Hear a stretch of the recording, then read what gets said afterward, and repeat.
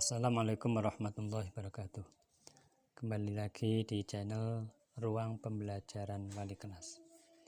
Pada pertemuan kali ini Pak Guru akan menyampaikan pembelajaran tema 1 sub 1 pembelajaran 3, yaitu dengan judul Perkembangbiakan Vegetatif pada Tumbuhan.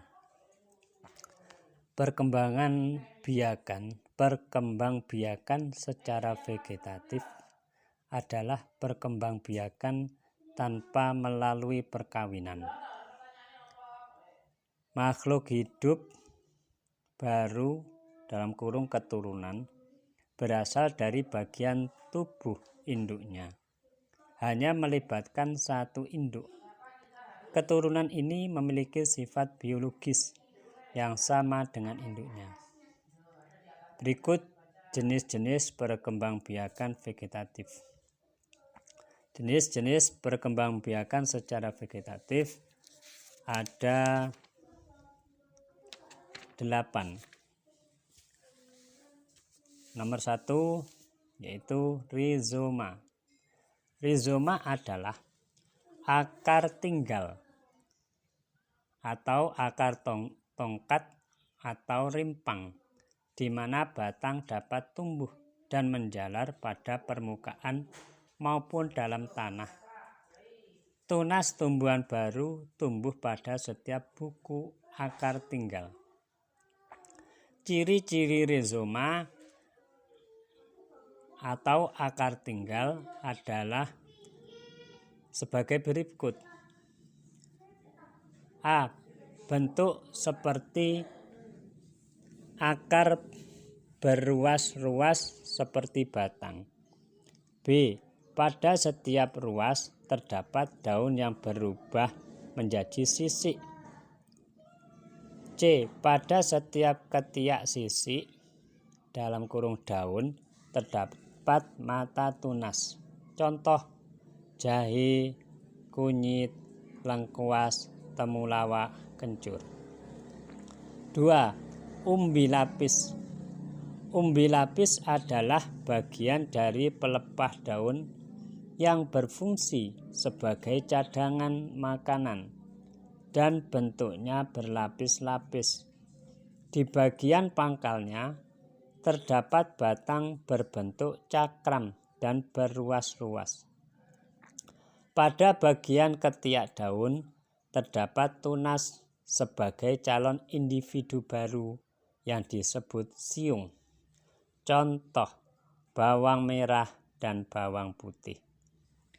3. Umbi batang. Umbi batang adalah batang yang tumbuh dalam tanah dan ujungnya berkembang menjadi umbi. Contoh: kentang, gembili, ubi jalar. 4. Umbi akar.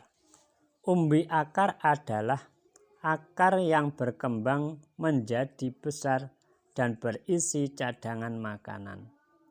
Ciri-ciri umbi akar adalah sebagai berikut. A. Umbi tidak berbuku-buku. B. Umbi tidak memiliki mata tunas. C. Umbi tidak memiliki cungkup dan daun. Jika umbi akar ditanam, maka akan tumbuh tunas baru dari bagian yang merupakan sisa batang. Contoh tumbuhan yang berkembang biak dengan umbi akar adalah wortel dan bunga dahlia. Pada singkong, umbi akarnya tidak dapat untuk berkembang biak karena tidak ada pangkal batangnya.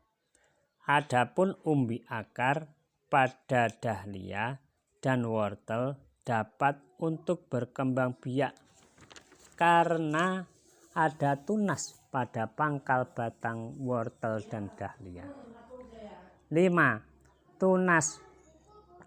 Tunas adalah bagian tanaman yang tumbuh dalam tanah di sekitar induk tumbuhan sehingga membentuk rumpun. Contoh tebu, bambu, pisang. 5. Tunas adventif.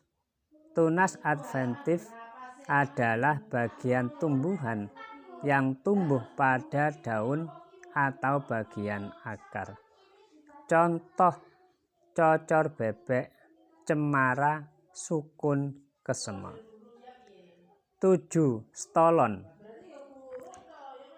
atau geragih adalah batang beruas yang tumbuh menjalar di atas atau di bawah permukaan tanah.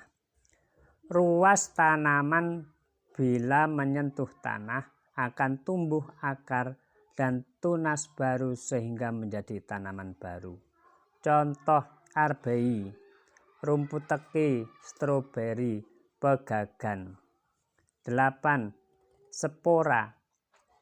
Spora adalah inti sel yang berubah fungsi menjadi alat perkembangbiakan. Pada tumbuhan paku, spora dibentuk pada daun.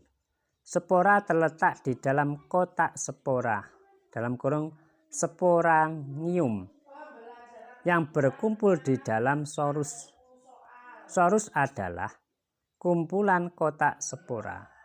Sorus terletak di bagian tepi di bawah daun, berupa bintik-bintik kecoklatan. Daun yang dapat menghasilkan spora disebut daun fertil, dalam kurung subur. Contoh pakis, sepulir, lumut. Demikian yang bisa saya sampaikan. Mudah-mudahan bermanfaat dan mendapat ilmu yang barokah. Bila ada yang kurang paham, anak-anak bisa kirim WA atau bisa bertanya lewat WA grup kelas 6. Sekian, wassalamualaikum warahmatullahi wabarakatuh.